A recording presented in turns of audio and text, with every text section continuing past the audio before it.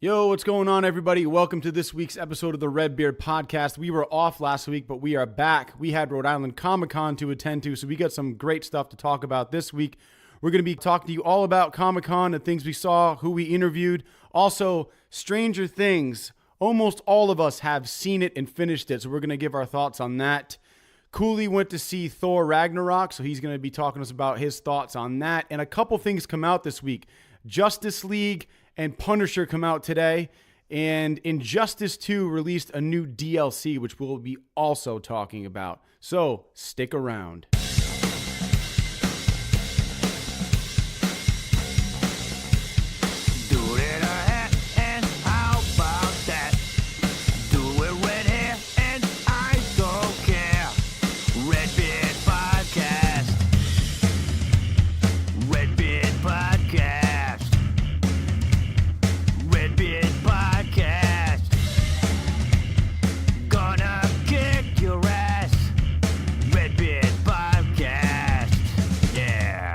Rebeard Podcast is brought to you by these cool dudes.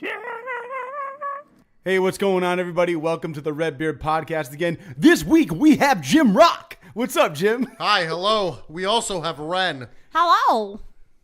And we Cooley. have Cooley. Yeah. What up, bro? It's your brother from another mother. Oh, Yeah. And Jim, I just want to continue. The A to the W to the C. I want to continue to point out at each time you still wave to the audience, even though it's strictly audio. I mean, there's three people here in the audience. Sure, cat. man. And there's a cat. Yep. Yeah, and Red's here. Red's probably going to be making don't mean shit to some me. meows in the background. Anyway, so we were not with you guys next week. Last week, because we were all at Rhode Island Comic-Con, which was a good time. We met a lot of people, interviewed a lot of people. So we're just going to talk about Rhode Island Comic-Con and what we saw. Cooley, man, what did you think this year about Rhode Island Comic-Con? Because we've been pretty much every year. Jim, you've been every year. Ren, have you been? I wasn't there last year. To Rhode Island Comic-Con? I haven't been in 2 years. I was there 2 years ago when they did like the whole shut down the event because too many people were there. And then that like disaster. crazy line. Okay. I've been doing Boston Comic Con, but since I haven't worked at Newbury, I haven't gone because those free tickets, though. Got you. All right. Word. Yeah, I missed last year. I was there 2 years ago. Yeah. And then obviously I was there this year. Yeah. So I guess just an overall consensus we can kind of go around. I mean, Cooley, we've been pretty much every year. What did you think this year, man? There was a lot of celebrities for one. I mean, I think they keep getting better with their organization and their maintaining of traffic flow and stuff like that. But then they keep adding more stuff, so it keeps kind of offsetting how much better they get at the organization part of it. So I mean, like, it's always improving, it's always getting better, and it's always a fun time, and it's always great. But there's always just like, because of the amount of stuff that they add, there's always just that huge like window for improvement the next time. And I think they're just going to keep doing that. And there's nothing wrong with that. I mean, that's how you grow as a business until you actually reach where you want to be. Like on the plus side, like there were a lot more like what they used to be considered as B-level celebrities in the C-level celebrity area, where you could actually meet some like really cool people and like actually just walk right up to them. Where before, like, they would have been reserved for like being up against the wall, all the way at the end of the convention floor, and then also like, you know, in Dunkin' Donuts Center. So I mean, it was like the level of celebrity is actually starting to improve. By far, like big time. Comic book stuff. I mean, there was actually this year there were actually some comic book people there. I mean, like there were some people there that I actually recognized and was like, wow, this is really cool. There are some legends here. There's some, like, Alan Bellman was there. He's there all the time. Alan Bellman just shows up everywhere. So like, I mean, like, he's like Stan Lee kind of in like the movies. Like, no matter what Marvel movie you watch, Stan Lee pops up. Like, if you go to a Comic-Con, Alan Bellman's there. I don't know how he does it. The guy's like, I think he's got to be like 120. But he shows up everywhere, and he's a hoot, man. He's a really good dude. And he's a legend. Well, they had a whole corner for Neil Adams too, which was pretty cool. Neil Adams is cool, and we met a couple of people that were actually, you know, up and coming comic creators, some new publishers. We met some artists. We met some people. We'll talk more about that at a later time, and you know, give you guys some more tidbits of information on that. But really, just all in all, just a really good show, man. A really good show. I agree, man. I thought this year was pretty awesome. I thought, yeah, exactly. I mean, the organization has improved every year.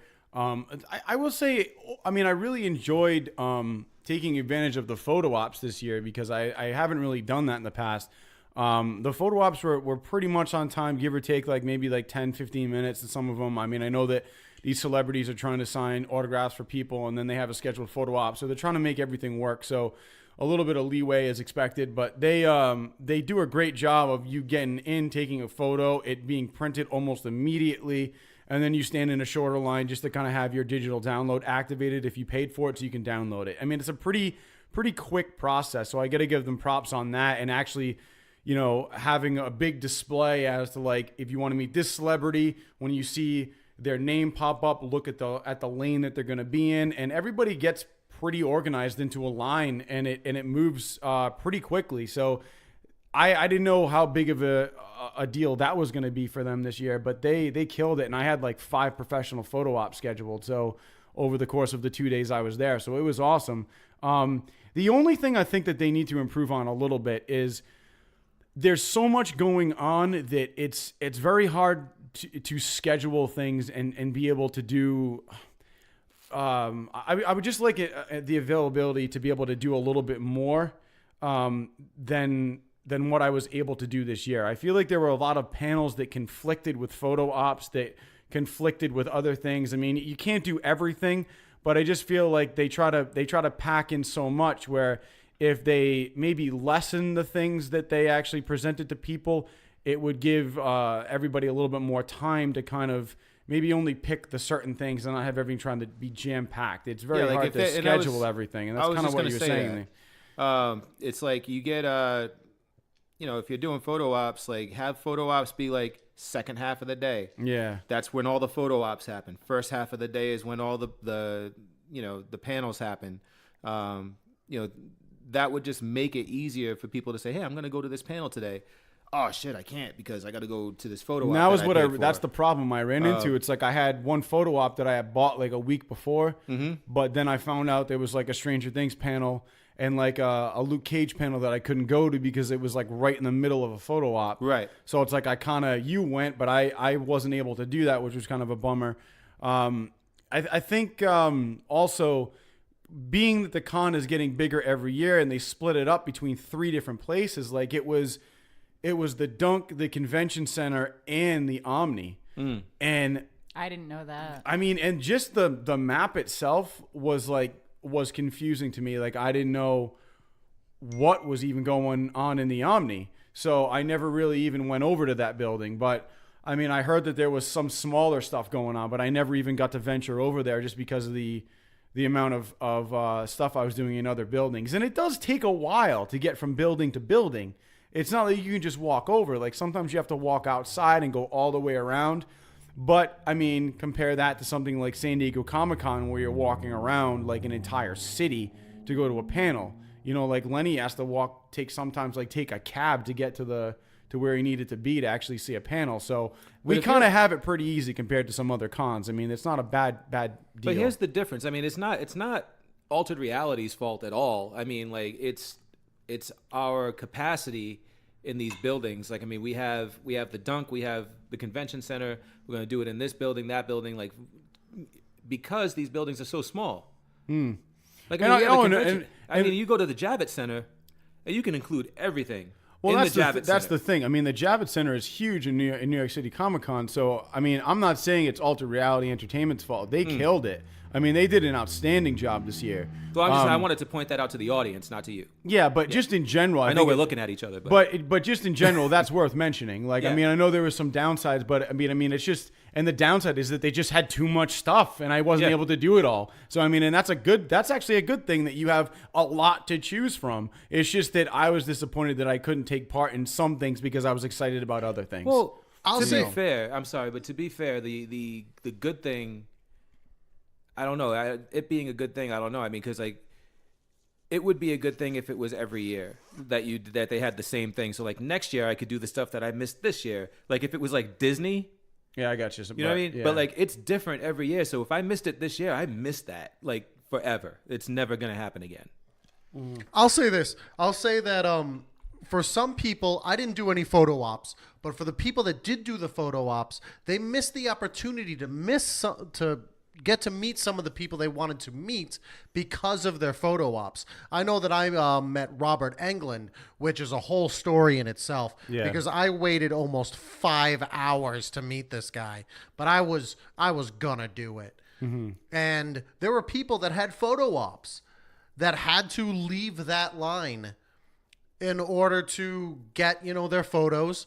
And then F you, if you were going to get ahead of me after that, for someone that waited in line for so long, I'm not giving up my spot. Right. You have to get in the back of the line. In that line, I would say for Robert Englund, easily the longest line out of everybody in this Comic-Con. But not necessarily because of his popularity, but because he was taking the time to talk to his fans, Well, I 5 think- minutes a piece. I would say probably a little bit of both. I think popularity-wise, I would say that he was probably, for the amount of money that he was charging, because I know John Cusack and some of the Avengers were asking almost $200 for an autograph. But then again, you look at somebody like Dave Bautista, who actually had a huge line, just as big as Robert Englund's, but moved because he went through the process more quickly. I did not see Dave Bautista. Yeah. I would assume Robert Englund probably had a larger line just because he's Freddy Krueger.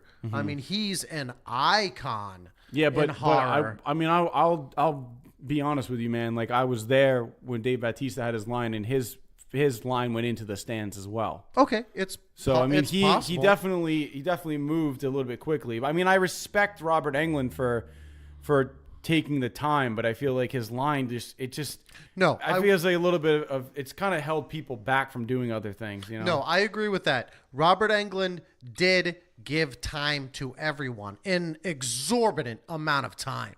I mean, when I finally got up there, he gave me it was at least 4 or 5 minutes of his time he just spent talking about Freddy versus Jason, which isn't his staple Mark movie, but it was still awesome to hear him talk about the inner workings of that movie where you pit two horror icons together. You want to hear that stuff. You want to feel like you are making a connection with someone that to me was a huge part of my youth. And he gave me the time. Now, do I think that the next time I see him, he'll be like, hey, Jim? No, F no. He'll have no idea who I am.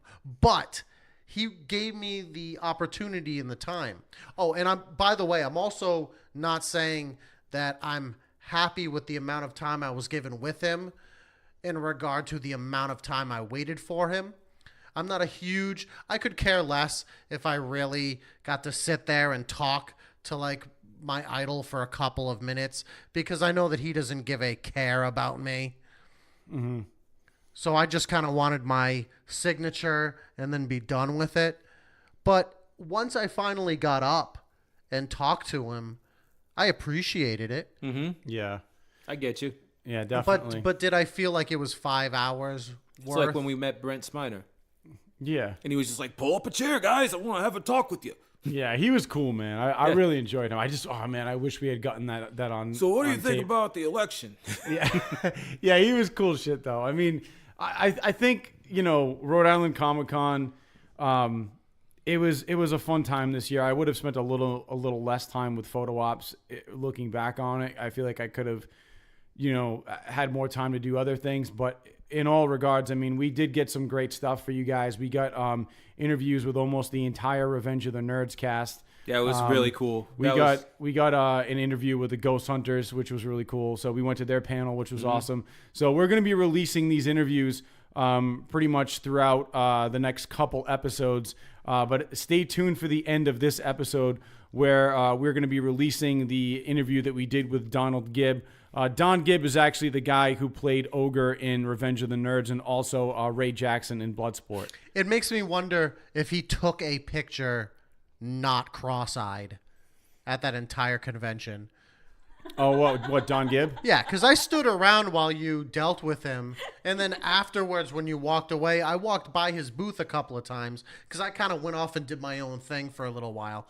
And every time he's like, "Hey, come here," and then cross-eyed, bang, like that. He knew that was his bread and butter. Mm-hmm. Yeah, I mean, I actually thought it was kind of funny. I mean, he's well known for just being kind of like the goofy guy. But like for me, my big thing was Bloodsport. Like I was so psyched to talk to him about that, and I feel like a lot of people didn't know him from that. And so when I actually got to chat with him, it was cool to kind of hear, like the backstory behind some behind the scenes stuff. But I mean, you guys will have to listen to the interview to figure out what we talked about. It was cool, and like I said, it'll be at the end of this episode. So who did you guys meet? Are you willing to just like around like really quickly like? Who did you get to talk to? I will Anybody tell you good? this: the people that I got to meet just right off the bat, I met Carl Weathers, obviously Apollo Creed, but I'm a big fan of him. Which, by the way, that picture looks photoshopped of you and him. Well, dude, I know it's because he's real so pale next because to I'm pale Carl as Weathers. shit. It's just if you look at it, it looks like he's shaking hands with a cardboard cutout. Yeah. Yeah, but I'm pale as. Yeah, It's real. I'm telling the audience right Tony now. looks It's like real. he's like outlined. Like Yeah. yeah. So there's Carl Weathers. He was cool. I went in and I just said, I was like, "Hey man, Predator," and he was like, "Predator, my man." And then we did, and I actually grabbed his hand the way like Arnold Schwarzenegger grabbed his hand in the movie. I didn't want to do the handshake. I was like, I got to do the Predator handshake. And then after that, I met Don Gibb. Got a professional photo op with him. That was fun. Don Gibb of Revenge of the Nerds and Yeah. Bloodsport. Yeah, and he was super fun. I talked to him for literally about 30 seconds to a minute before we took the picture. That was cool. And then also I met Dolph Lundgren, which was pretty awesome.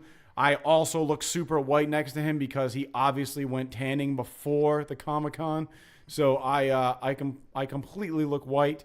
But I was wearing my Masters of the Universe t-shirt when I took a picture with him because I had to nerd out. And then the two other people I met were Christopher Lloyd, which was so epic. I was just like, "You're a legend, man. You're a legend." He was like, "Thanks." He's so old, but Did you meet him on Sunday? yeah. Okay. And then the last day, this last person I met was Sean Astin, obviously Goonies, Stranger Things, and he was super cool. Just a stand-up guy. Cooley does not meet people.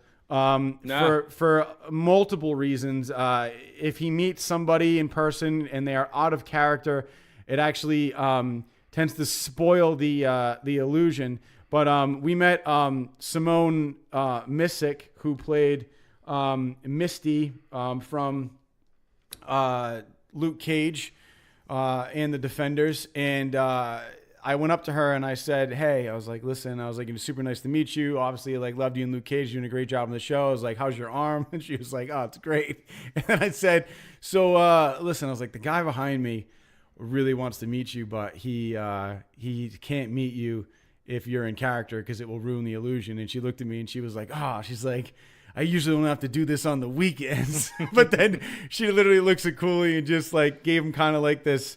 I mean, you could describe it better because you had the interaction with her. Yeah, no, she legit within seconds just became Misty Knight and gave me a snarky sarcastic almost greeting. It was just smirked at me, and I shook her hand and I said, and I gave her my name. I said, "I'm Cooley," and she says she just kind of nodded her head and was just like, "Misty." And I was just like, I fucking melted. I was just like, "Yeah, I just met Misty Knight." Yeah, and then when you walked away, she looks at me and she just goes, "And done." And I gave her a hug. She was super cool. She's a stand up to actually do that. I felt kind of weird asking her to do that, but she got, I think like she kind of respected the fact that like you didn't want to like lose the illusion. Yeah. You know what I mean? So she was willing to do that for a minute. And I think any actor should respect that. I mean, like, I get, you're an actor and you're doing a job and you're not really that person. I understand that. I get it. Yeah. But what I know of you right now is that you're Misty Knight or you're Luke Cage or you're whoever the hell you are in your show, and your show is still running, and I don't want to know what you're like in real life. That you're Michael Coulter. You know what I mean? Yeah. And I don't want to know what Michael Coulter, he said hi to me and we shook hands and now I'm physically touching this dude that is not really Luke Cage. Mm-hmm. You know what I mean? Like, that just takes you, I don't know about anybody else. It breaks the fourth wall is what they say in theater. Right. And I'm sure I could work myself back into it, but I'd still always be like, hey, I met Michael Coulter. But now I can say, hey, when I see Misty Knight on TV, I can say, I met Misty Knight. Yeah, that's a good what I mean? point. And it's just cool. Dude, I respect that. I think it was cool. I think it was cool she was willing to do that. And Jim, one last thing. You met Weird Al, which was awesome. Oh, my God. I was so excited. It was quick. I got him to laugh, which was awesome. It was a highlight to my night. And then we took a picture. Well, what did you say to make him laugh? No, it's stupid. He was like the only guy kind of like behind a curtain. Yeah. And then you came in and you really had like a one-on-one with him. And I walked in and I was like, oh my God, it's like I'm meeting the Wizard of Oz. And he was like, and in my mind I was like, fist pump, yes. Yeah. And then I told him how I wanted the picture taken with me. Yeah, you said you wanted to look mad, angry, stoic. Which is kind of douchey to be like, hey, Weird Al, I get the choice. I was but you're paying for the picture. No, I know. But at the same time, it's kind of like, it's not a realistic picture. It was kind of like, I planned this. But at the same time, I feel like he's a cool enough dude that he actually was like, oh, hell yeah, let's do it. Yeah, I mean, I didn't really get to like talk a whole lot with him. But the fact that I got to go in there and he did nothing to make me hate him. Yeah. Which I guess now at this day and age is like the best I can ask for. Yeah, exactly. I felt like the level of cosplay this year, though, correct me if I'm wrong, I felt like it took a dip. Yeah, it was pretty weak. It took a dip, and I felt like we saw a lot of the same cosplays that we saw last year. It's like, guys, you've got a year. You got a whole year. Like, what you do, what your job is, It was pretty weak. You are a cosplayer. Make a damn costume in a year. Well, I feel like Rhode Island is fairly new to this. I will say this though, some of the costumes, like how can you enjoy Comic-Con dressed the way you are? Like there was this one guy that dressed up as a robot. I assume that it was some sort of anime version of Bender from Futurama, and he had this head that had to have been a good like 3 to 4 feet wide. And you can't see out of it. Like you have no periphery. You're just looking straight the whole effing time. You're taking up most of an aisle. There has to be people walking behind you, smacking you in the back of the head. Because I know that if I was 16 to 18 years old, I would be pulling that shit to you. I'd be hitting you and then running away. And there's nothing you can do about it. You've got to be sweating like you're freaking trying to defuse a bomb on a volcano. And you freaking... I just don't understand the concept of how you would enjoy... Well, some people don't necessarily go to Comic-Con to... I don't want to say... they just want to show off their They go to enjoy it, but they also go to attention. show off like what they've been working to build. You know what I mean? So like this guy that designed that robot costume and built it himself, this was his time to actually display it to everybody else. Okay, so and that was what was fun for him. He doesn't care at all about anything at Comic-Con. No, it's just to show off his costume. That's I get what to it show is. off what I have. People will want to take pictures with me. Exactly. Okay. So I mean, but yeah, I Good would for agree. that. I feel like the cosplay could have been a little better. But you know, it is what it is. It's gonna be.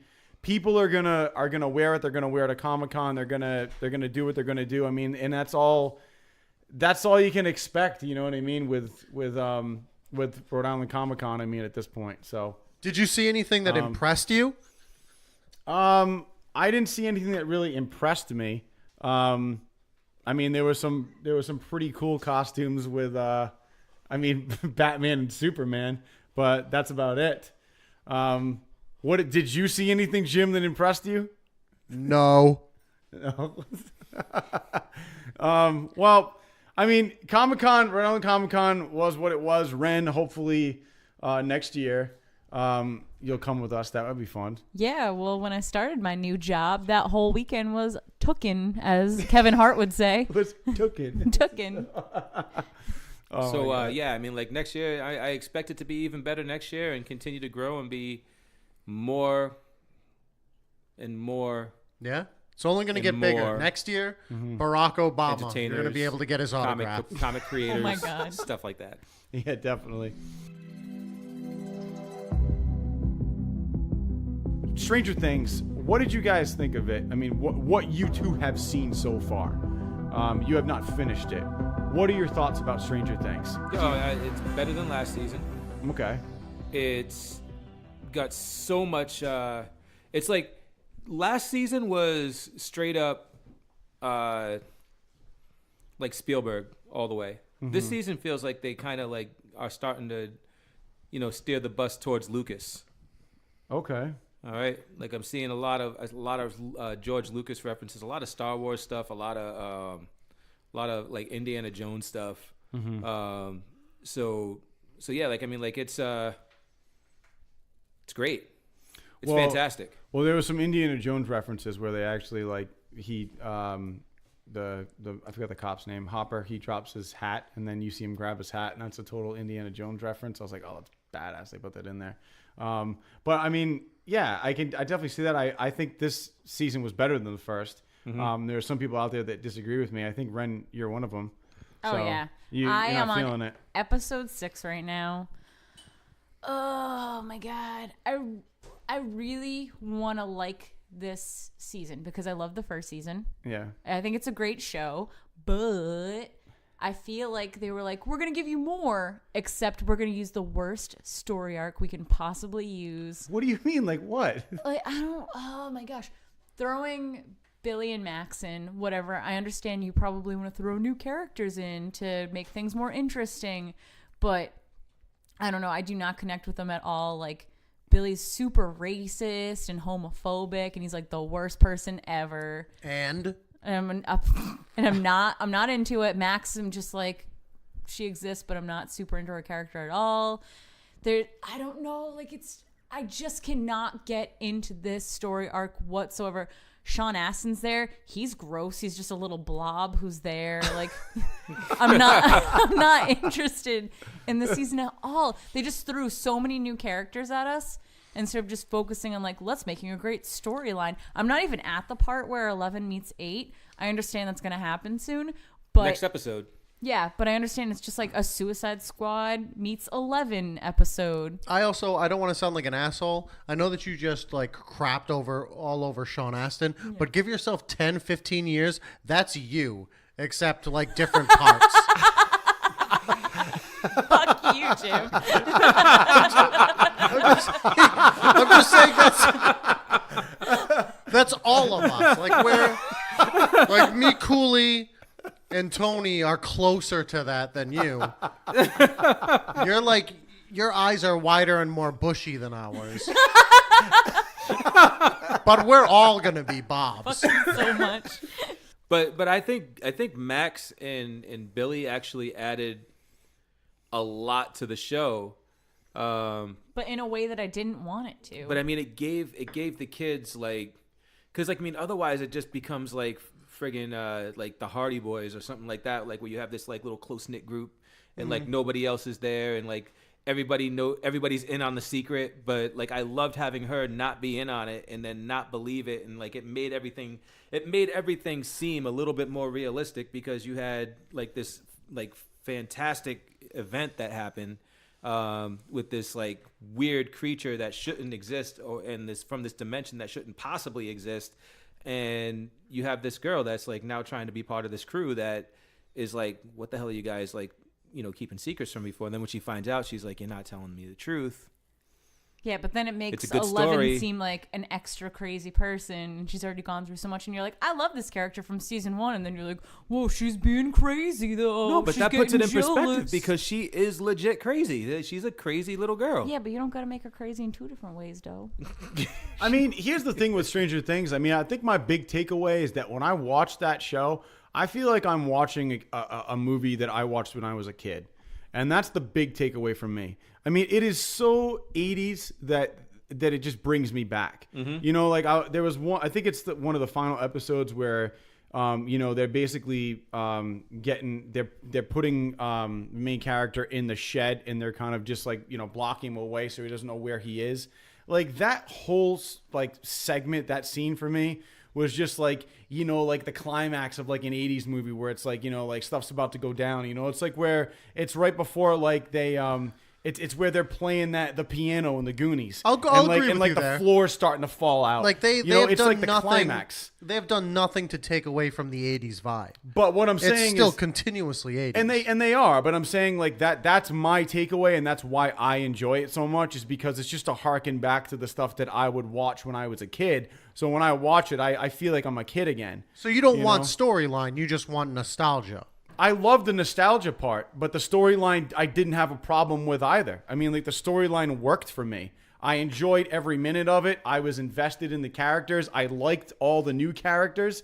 I mean, do I think that like, there were some things that were a little cheesy, like Sean Astin in one scene, like forgetting that he has a gun, I thought was completely unrealistic, because like when you're in a situation like that, that's the one thing that you actually think of is protecting yourself at all but times. not necessarily. So you I wouldn't know that leave your sounds gun cheesy, behind. but like Bob when you probably watch never this- used a gun in his life. but when you're in a situation like that and you're as scared as you are, you don't don't think forget that you properly. have a gun with you.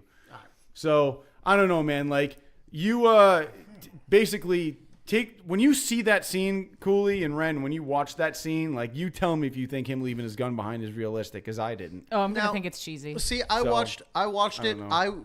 I will say overall I enjoyed it. I can't wait for seasons 3 through 5. 4. I think they expect it to go to 5. To 5. Yeah, they But, said that in Beyond Stranger Things. They want to go to at least 5. But I will say it was approved, or it was actually what do you call it when a Greenlit. I guess, yeah, greenlit. It was greenlit for 3 and 4 already by Netflix. Oh, you but mean not like 5? it was picked up or renewed? Yeah. Picked up. There it is. It was picked up for seasons 3 and 4. Season 3 is going to be 10 years later, and then season 4 is going to be like, I guess like with 10 them. years later. Oh, Yeah. I do not. I will say this right. Oh no, off the not bat. 10, not 10. I think maybe a couple of years, or something like that. They're gonna pick it up when the I kids do are older. not like time jumps. Yeah. I hate time jumps in TV shows. Well, we got one this season. Regardless, I will say this. Well, I mean, yeah, but like It was a a year. year isn't so bad. Like multiple to like 5 to 10 years. Oh, I hate it. Anyways, overall, I enjoyed this season, but to some extent, I kind of felt like it was just a rehash of last season. I felt like a lot of stuff was kind of similar. It was like, hey, did you like 11? Well, now we have Max. It was kind of like, hey, did you like how Winona Ryder was like, oh my God, my son? Well, guess what? She's still doing it. Yeah. Did you like how Winona Ryder was running around trying to figure out what all the lights meant? Well, guess what? Now you get to watch Winona Ryder run around trying to figure out what this maze is that she's putting up on her walls. Like, a lot of it to me just kind of seemed like another version of what happened in the first season. Now, I get it. Sometimes what works. But to me, it just kind of felt like, okay, it's more of the same.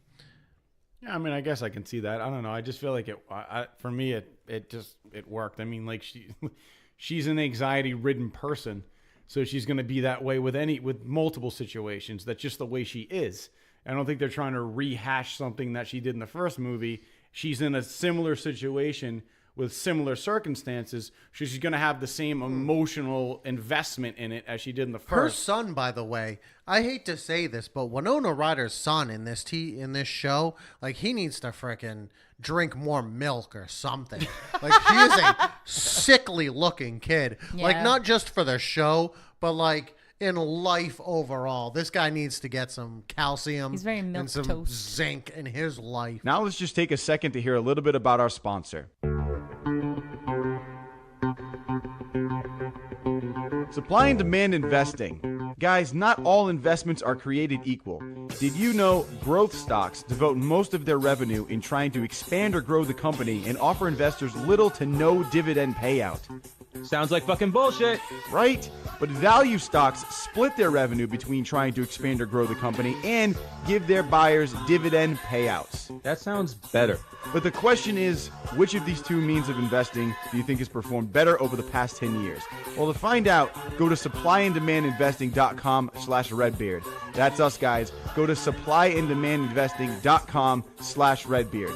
Supply and demand investing helps compare investments in the hopes of delivering better than average results, whether they be long-term, short-term, or just something in the middle. And remember, like any good sports team, Like the New York Football Giants. yeah.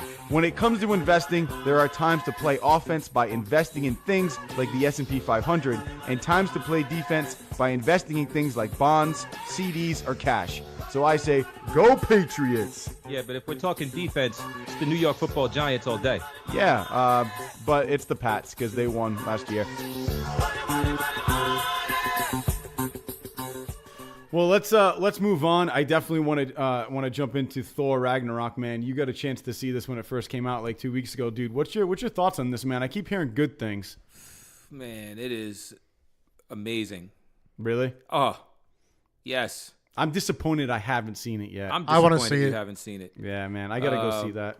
Yeah, I'm disappointed in anybody who hasn't seen this movie because it deserves to be seen. It's you don't have to see the first two to see this and enjoy it. You don't even have to have enjoyed the first two to see this movie and enjoy it. It's a big departure from that. There's not a whole lot of like. It's not a very serious movie. It doesn't take itself so seriously like the first two did. You had some comic relief moments in the first ones, but they kind of try to play him as a straight man, with some kind of weird interactions and stuff like that make you laugh. Where in this one, it was straight. This was a comedy.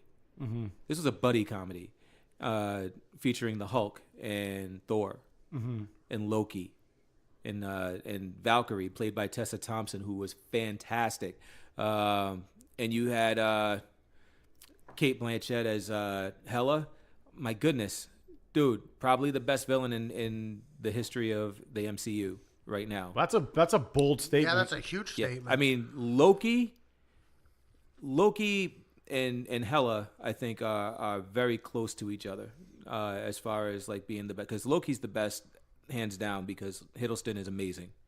But Kate Blanchett came in, owned this role. You could tell she loved what she was doing. You could tell that she was enjoying it, and she just did it. So when you see the movie, you'll see what I'm talking about. I don't want to give too much away, but it's just her mannerisms, her actions. Everything is almost like a dance, like a show. That doesn't surprise me, man, because she was always she's a great actress. You know what I mean? That it doesn't surprise me to hear that. How was Jeff Goldblum? He was Jeff Goldblum. He was just Jeff Goldblum. Yeah, how is he? Was. How is he ever? He's always Jeff Goldblum. At this point in his career, he's not expected to be anything else. Yes. Yeah. But he was hysterical. Yeah. Whenever he was on stage, on screen, he was hysterical. And it's you say, oh my God, but Thor's not a comedy. Why would you be all about this? Well, it's a comedy that doesn't take itself too seriously, but you can still take it seriously because it's not like over the top silly. Yeah. There are just over the top silly moments that kind of just really make you laugh. One of the runaway characters for me was Korg. Is it the Rock guy? He's the Rock guy. Yeah. That has the unusual voice. Yes, and his voice is actually the voice of the director of the movie. What's so funny, Ren? Just like the strange voice. Well, he like does, for a like- rock character, it's like an ultra feminine voice. Oh, is it really? Yeah. Yeah, Oh. it's like this. Like Yeah. it's like a very high pitched what's He has a Mike Tyson voice. Yeah, he's like, Yeah. He has a what do you voice use that your does hammer not for? fit the bill. no. It's just no, kinda it's funny. it's who are those friggin' once were warriors guys? No The idea. Village People? No. No. Where's the friggin' gecko from? The Geico commercials? Yeah. England, London, No. He's from like the Netherlands. Where's Peter Jackson from? Isn't that- Australia. Isn't No. that the Netherlands? I just, Jesus Christ. Google it is. where is Peter Jackson from? Yeah, Peter Jackson. I thought he was from Australia. No. Wasn't he? New Zealand? New Zealand. Thank Oh, Okay. it's the Kiwis. same thing. you. Yeah, so like the Netherlands, the New director Zealand. I think is a White New people are Zealander there. and he has that New Zealand accent. He's got like the Flight of the Conchords kind of voice. Yeah, and it's like a why? high I can't do it. it's a high pitched voice and he says like really silly shit to Thor and everybody and he's just kind of like when you think comic relief, this is comic relief like cuz he has no other purpose in the movie. Oh my god. But it's great, it's hilarious. It's Sounds like a fun romp for your money. yeah, like your money is well spent going to see Yeah, this because movie. that's what I think of. I'm like, oh, let's go check out this fun romp for my money. I would never think of that phrase ever, dude. Hey, that's why you have me on the show. Oh my god. Well, I mean, I definitely want to check out Thor Ragnarok. I have not done it yet. I feel like an asshole for not seeing it yet, but I will check it out. I mean, today, Justice League came out. Cooley, I know that you are going to see it later tonight. Do you have any ideas as to what to expect from this movie? Funny you should ask. I have a buddy that I met recently, new friend, you Okay. might say. Yeah, one of those things like you meet an age appropriate friend in this day and age is pretty cool. All of that sounds awkward. Yeah, that was the point. The point was to sound awkward. Anyway, this dude, his name is Zaz. Well, that's what he goes by. Ren is aware of this gentleman. Yes, that is not his birth name. All right, well, All right, yeah, I figured. You know. I'm gonna call him Zaz though because Let's name him that's- Zaz. Yeah, because that's it's just what he asked me to call him. Listen, he texted me. Mm-hmm. He went to go see it, You guys are so I have an idea. friends like that? That's what I just said. Okay. I just said we're friends. He got violent. But like there's friends and there's like friends like that. Yeah, we're friends. We text. Okay. Jesus. Yeah. Anyway, Awkward. awkward. Oh, it's like mommy just hit daddy at the dinner table. Dane Cook reference. I'm just gonna drink my Pepsi and shut the fuck All right, up. go I for guess. it. Here's the gin. God damn it. I'm not sure why this is such a big deal. Nobody else makes friends around here. Like, Go. No, does nobody go to like the bar and just like meet somebody? Like, I stopped making friends at 28. how I old are you stopped now? making friends like a long time ago. 29. All right, so continue, dude. So anyway, he says that this movie is like, it's not bad. Mm-hmm. He also said it's not great, which is what I expected. Basically, he said that this is a movie that is strong for the franchise Yeah. because, and I quote, it's showing improvement for the future of the films to come because of the character development. He said that it shows the potential for the future of the DC universe, and make sure you stay till the end. Okay. So here's my thing. I feel like with DC, even though people are saying that it is a step in the right direction, I just feel like it's always going to be a chance for people to find things to look for that they don't like. Like, I feel like anybody that goes, I feel like there are a lot of people that actually go into a DC movie and watch it and no longer, they don't take the time to just enjoy the movie. I feel like they're trying to pick out things that they can find wrong with it so that they can find something negative to talk about. I honestly feel like that. I feel like because Batman versus v Superman was a movie that a lot of people were gaming up to shit on, and that's all that happened when it came out. And I know a lot of people that saw the movie that actually liked it. Like my cousin being one of them, watched the movie. He's like, I don't know what the big deal is, man. I loved it.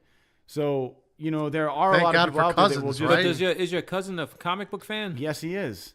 You need to get him on the show. Is he literate? I would love to have a conversation with him. He's not as big of a comic book fan as you are. So, But that's what I'm saying. Yeah, but what I'm saying is that, like, there are still... But you have to understand, dude, like, there are people that go to see these movies that are not comic book fans. Right. That will still shit on it because it's like a DC movie and it's the thing to do. And there No, are the also majority- people... Let me finish. And there are also people that will go to see the movie that are comic book fans and that are not comic book fans that actually enjoy it. It doesn't really have anything to do with you being a comic book fan and saying that that a DC movie is a piece of shit. I just feel I like think it does. I don't, man. And I can tell you why if you want to let me. Well, I just think here's my theory though. It's just like because the last couple DC movies were shit on, anytime somebody goes into the movie, they're gonna look for problems with it. Like I just feel like in today's day and age, man, like with social media, everybody has a chance to shit on stuff right away. Like when the Defenders came out, like granted it wasn't that great, but it was like people were shitting on it before it even came out. And then you got people that will shit on like a Netflix series like right away. I just feel like everybody likes to point out the negatives instead of talking about what they actually liked about it. I mean, I don't know. When it comes to DC. But here's my argument against that. There's two things I gotta say. One is when Wonder Woman came out, I had nothing but fucking good things to say. There were some things that stood out to me that I was just like, hey, I would have done this differently. But when Wonder Woman came out, I was mostly like 90% like this shit was fucking dope. Second it was best awesome. DC movie ever. What'd you say? Second best DC movie ever. And behind Suicide Squad. And I had no problem with it. The Batman trilogy from Christopher Nolan, I thought was great, minus Dark Knight Returns. Rises, yeah. Like minus that one because that one had too many fucking inconsistencies that I didn't like, and I hated Bane. He talked like the owl from Winnie the Pooh. He did. He did. I don't know. I liked it. And then like anything before that, like I love the original Superman movies and stuff like that. Like you can't fucking polish a turd, in my opinion. And the problem is that back in the day, you could feed us pretty much anything because superhero movies were so few and far between. You could give us something and we would devour that shit and we'd be like, this is fucking amazing. This is so great. Even if it wasn't, like Richard Pryor and fucking Superman 3. Like, that was not a good movie. But I watched that shit several times. Best. I watched it several times because there was nothing else. Gone are the days where you could just spoon feed me bullshit and make me go in and blindly accept a movie just because it's a comic book movie. It needs to actually be something that connects me to the source material and not just some bullshit that you threw together because you want to make a quick buck. Batman W Superman or whatever letter they want to use. Versus. No, it wasn't. It was a V. V. It was just a letter. It was Batman H Superman. It was 5. Listen, I enjoyed it. I did. I enjoyed it for the special effects and for some of what they did with Batman. I enjoyed it.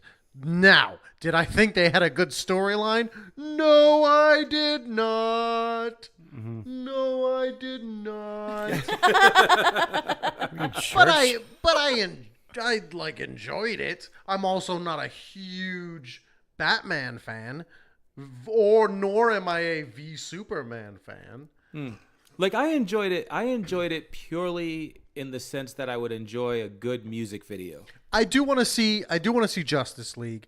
I have heard all I can go upon are what people say, and it's easy to bash something when you're online because you don't have to put a face to what you say. You can just go out there and say it, and your screen name is incoherent. No one's Right. ever going to know who you are.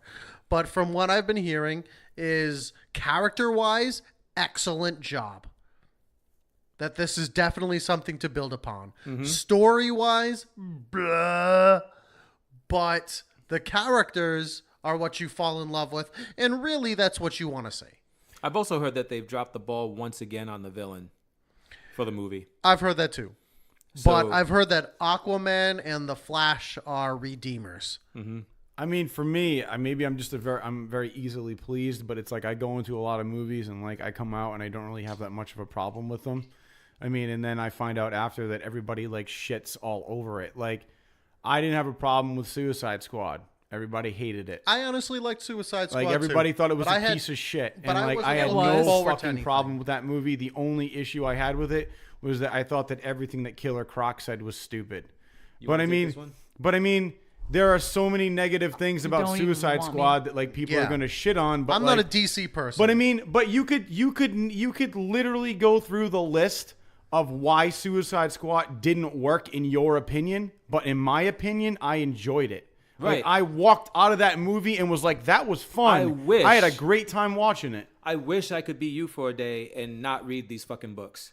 Well, Like, see- I wish I had never read these books and I could go in and I could watch Suicide Squad and I could be like, yo, that shit was pretty good. Yeah. Well, see, that's really probably liked it. that's probably what it is. It's like that's what happened with me with Alien versus Predator. Ignorance is bliss, because brother. I understand. Not but- even though, because I wasn't a big reader of Suicide Squad. Like, I flipped through, but like you could tell that most of that was just straight garbage. Like, their Harley Quinn was straight garbage. Like, they just picked any. It looks like they just were like, oh, we're gonna craft this character after someone who shops at Walmart. Like, But like, it was whoa, just so, but I it whoa, was- see, whoa, I think, whoa. but wait a minute, see, I Whoa. think she was the best But, part like, of the movie. No, she was a straight juggalette. you Like, it was fucking fucking kidding me? I terrible. completely Jared Leto disagree was on on that. so many fucking I drugs, and he thought he did a completely- great job. It's like Oh my that God. son that you keep building up, and he's like I'm gonna slow mentally. Dude, I'm gonna and- say- sorry. I hate to sorry. say she this, was the best part of that I friggin' movie. super enjoyed Jared Leto's performance. No. You can tear me down all you want, and that's fine because if I you know love the nothing band about Insane Suicide Clown Squad. Posse, then you will love this duo in this movie. I love the amazing Jekyll Brothers by Insane Clown Posse. Then that's why you I love will- it. It's terrible. I will say that I mean, Harley Quinn, It is not in my top 25 all-time albums. the look But I for liked Harley it. Quinn, in my opinion, was not the look that she should have had. However, it was straight garbage. I thought she did a good job with the performance. I will also say that I did like Jared Leto's performance as well. But Justice No. League was It good, was right? everybody else that I had a problem with. Oh, literally, Justice everyone else League? was terrible too. well, we'll have to have like an in-depth conversation about Suicide Yo, Squad. Suicide Squad episode next week.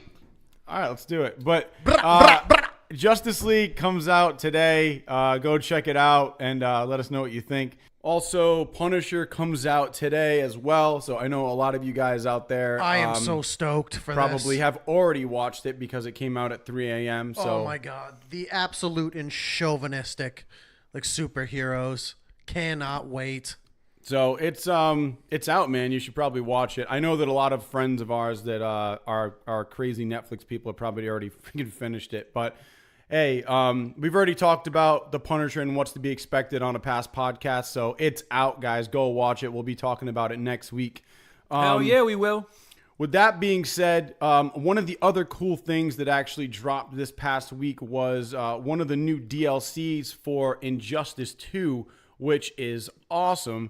If you guys have not seen the trailer for it, check it out. They are going to be releasing all 4 Ninja Turtles, which is badass. The trailer is epic. I'm just going to let Jim or Cooley or Ren, if whoever wants to talk about this trailer, talk about it, because I'm so excited about it, but I sent it to you two guys. What did you think about it? I would assume that you'd be disappointed because right at the beginning of it, your boy Raiden from Mortal Kombat gets his ass kicked and falls into a trash can. Yeah, but Raiden was not one of my favorite characters. Raiden was only my favorite character to use against you because you could not beat me when I used him. I cannot beat you when you play Raiden. To me, it's such a pain in the ass because the second you pick Raiden, I'm like, well, this sucks.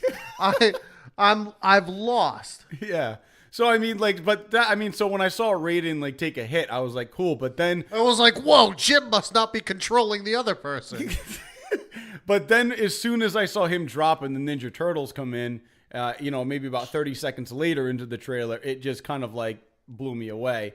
Very excited. It looks great, man. I mean, they haven't really released more than that. You had a pretty good theory, which I think is correct, Cooley, about how it's not going to be they're not going to release each turtle. It's going to be a skin palette. Yeah, exactly. It's going to be the different fighting. Well, yeah, styles. because each fighter pack has 3 characters, and this one includes one of my favorite heroes, the Atom, and one of Tony's favorite villains, the Enchantress. He's not my favorite. It's definitely not. It's a false statement. Fake news. But yeah, no, I mean, dude, it's a well-rounded pack, man, and the Atom is a dope character, and I really enjoy in my mind already. I haven't seen anything in action, but I enjoy the concept of having a hero in Injustice that has that ability to reduce his size and grow, and it just seems like a really cool fighting style. Mm-hmm. Yeah, I'm excited for it. I mean, that's something that I will definitely probably download. I mean, I think if anything, Injustice is doing a really good job this round of releasing things that we're all getting excited about. I mean, Hellboy just dropped. That's us just going to say. How is Hellboy, Bob? So good. So good? See, I mean, that's something I wouldn't have even thought they would have included would be Hellboy, and so many people were stoked about it. And they're talking about another pack, but they did the same shit with Mortal Kombat, and then they were just fake, psych. Yeah, but that was a little dumb, man, because Ed Boon even tweeted about that, and he teased us with another combat pack, and then they totally should have.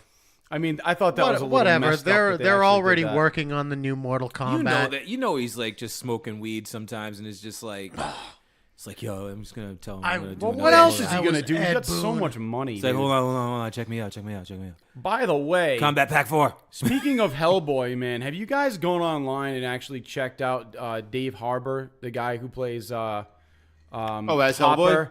Yeah, the guy who played Hopper in Stranger Things. No. But have you seen him working out for Hellboy? He's he's jacked now. Yeah. It's Oh, ridiculous. shoot. He's like the new age Christian Bale.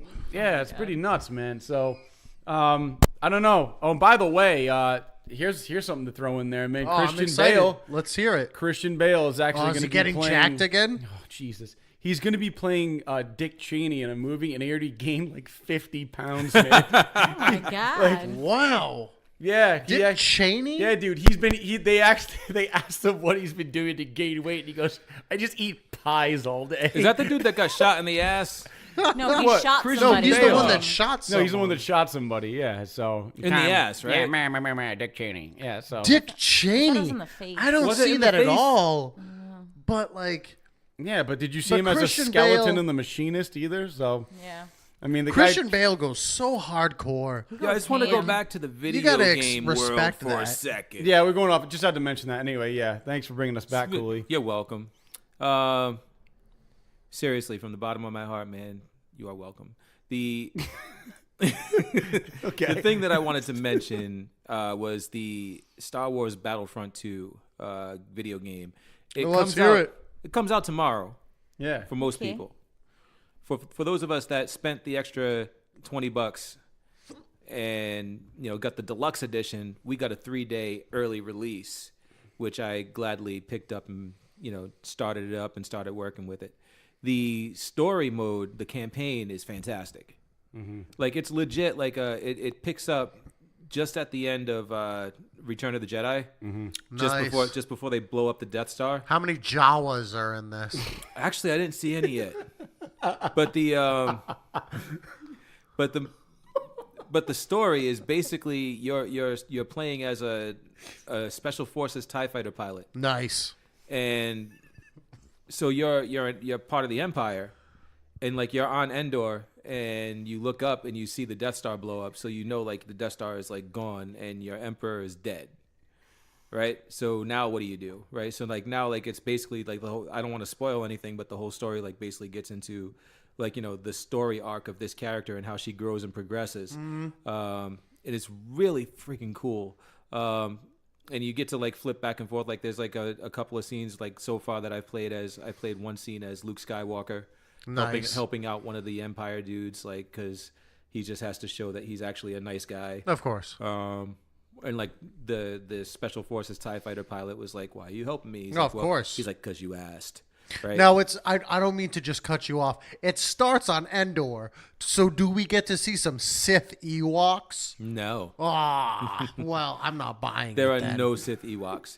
But there is, I believe, there are Sith among the EA fuckers that published the game.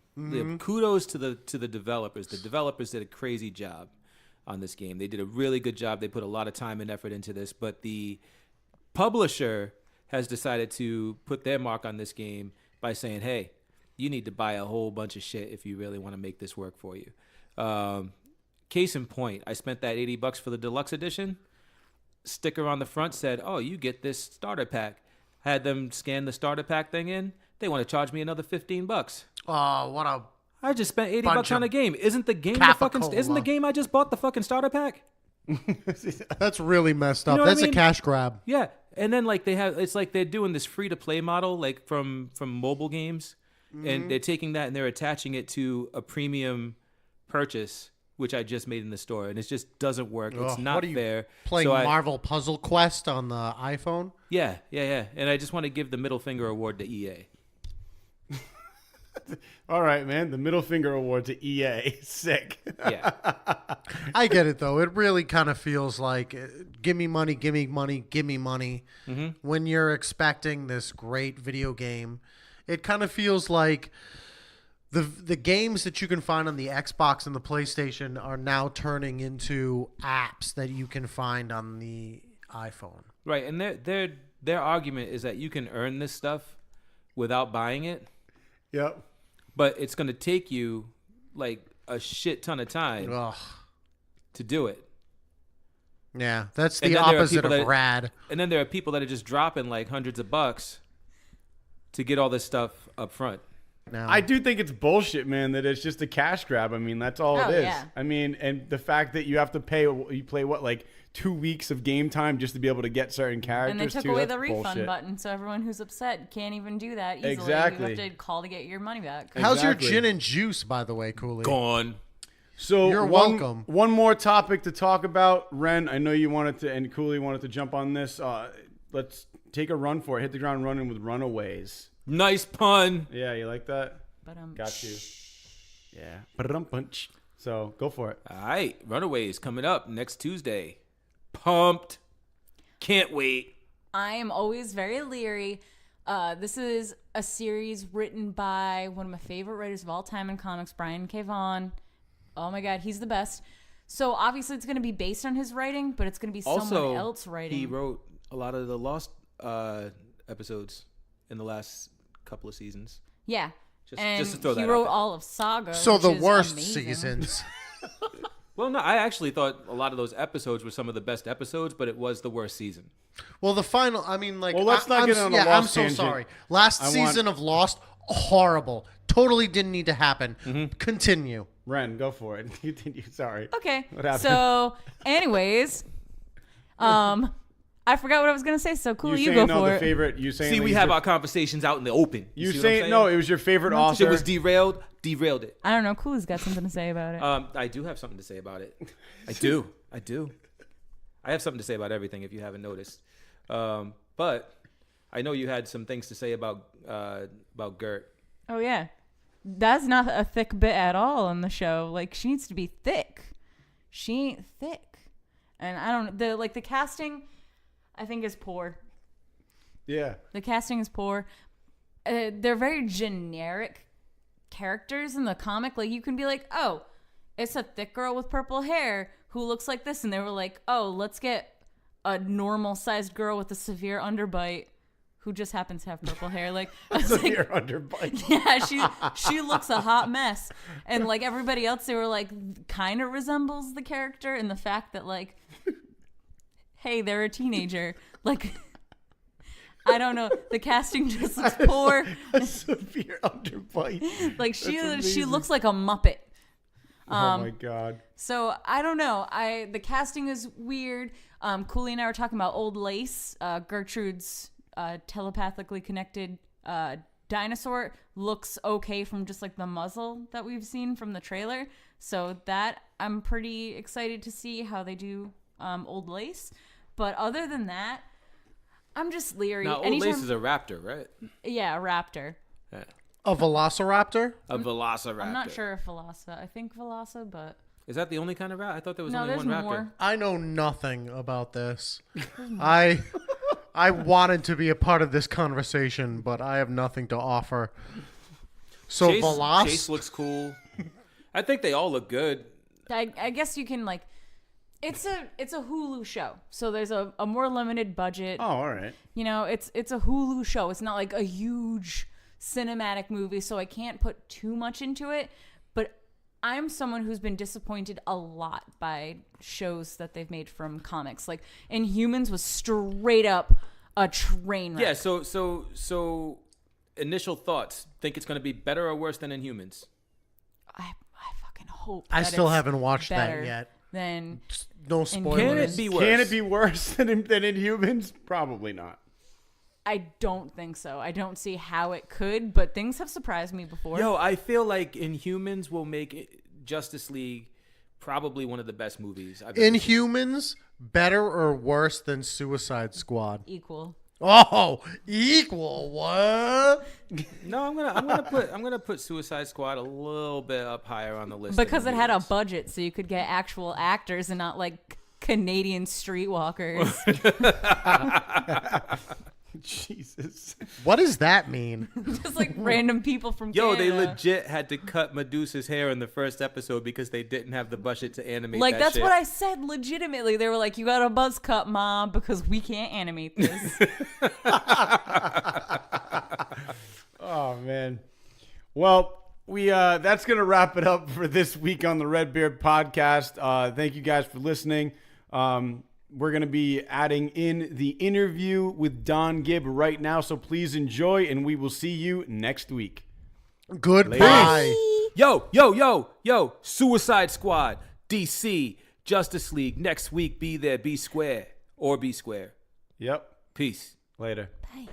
Hey, what's going on, everybody? This is Tony from the Rebeard Podcast, hanging out here at Rhode Island Comic Con with Donald Gibb. Don Gibb from the iconic 80s film Revenge of the Nerds and one of my personal favorites, Bloodsport.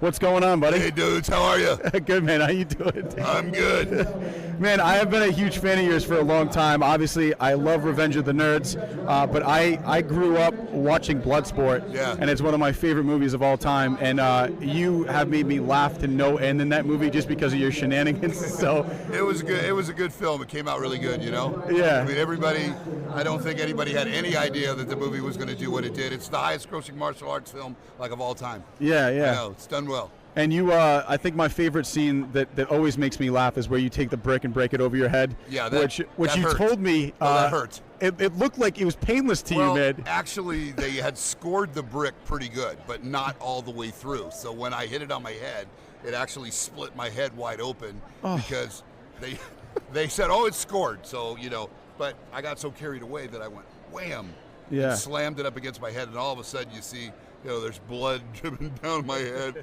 I cut myself like wide open. Yeah. Now, I mean, obviously, when you watch it, it doesn't look like anything happened. No, I know. So we retook it after like another couple of days when it healed. Yeah. They put makeup all over it so you couldn't see it. So actually, all I did was go, ugh, and keep it away from my face. Yeah. So they had to reshoot it because there was blood like running all over my. Oh my God! Well, one of my favorite scenes. So just so you know, it was good. paid Yeah. off. Yeah, that one definitely. was good.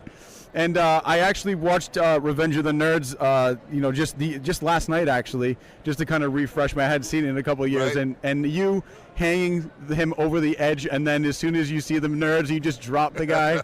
So That was a stunt guy. a stunt guy. Yes. And the funny thing was we shot that like all day. So I kept yelling nerds all day. So finally, the director finally has to, because I'm going at the end. Yeah. So the director, the little Jeff Canoe, he's about this big, he's yelling nerds off the roof. It was like hilarious, man. But we shot that shot was like all day long. Yeah. And in the beginning, they had me holding the guy. Yeah. Finally, I told the director, I go, I can't hold him for 20 takes. Yeah. So they finally tied him up on the balcony and just hung him there. Yeah. So it was all good. Yeah, the guy's name was John Cade. He's a friend of mine. And they actually hung him there for he's the one that did Fireball. Remember that? The guy Oh, that yeah. went, Fireball. That same guy. That's Okay. the same guy. All right. Yeah. And how much alcohol do you think that Ogre drank in the entire movie? See, back in those days, they actually had real alcohol. I mean, it was real Milwaukee brew beer. Nowadays, they use ginger ale and stuff like that. Yeah. I remember the one scene I told the kids I was going to spit the beer because I couldn't remember my lines because I was getting so wasted. I was on the stage, and I had lines, and I told the director, I go, I can't remember my lines. I am messed up, So I looked at the extras, I go, I think I'm going to spit beer now. And they're like, okay. They're all good with it, All right. How much of the character Ogre was basically Me? yeah, A lot. because it seemed like A that lot. character was just made for you. Yeah, it was a lot. I put my head down, put my head back up. They used to laugh. They go, "Oh, there goes Don." I put my head down, put my head up, and it was Ogre. Yeah, it was. That's why it was easy. It was a lot of me, That was amazing, man. Thanks, amazing. guys. Appreciate it. And I just got one more question for you. Full disclosure. Yesterday we were talking about Bloodsport a little bit. Yeah. What was it like to work with Van Damme? Because I've heard Not two the different greatest things. human being in the world. Let's All right, leave it man. at that. We'll leave it at that. All right, man. All right. All right, brother. Well, thanks, Don. I appreciate your time, Thanks, buddy. guys. Thanks for listening to this episode of the Rebeard Podcast. And remember, please make sure to like us on our Facebook page, follow us on Twitter, Instagram, and subscribe to us on YouTube and iTunes to make sure you get all of our latest videos and episodes. And you can always find us and comment on anything we've talked about or what you'd like to hear at redbeardpodcast.com.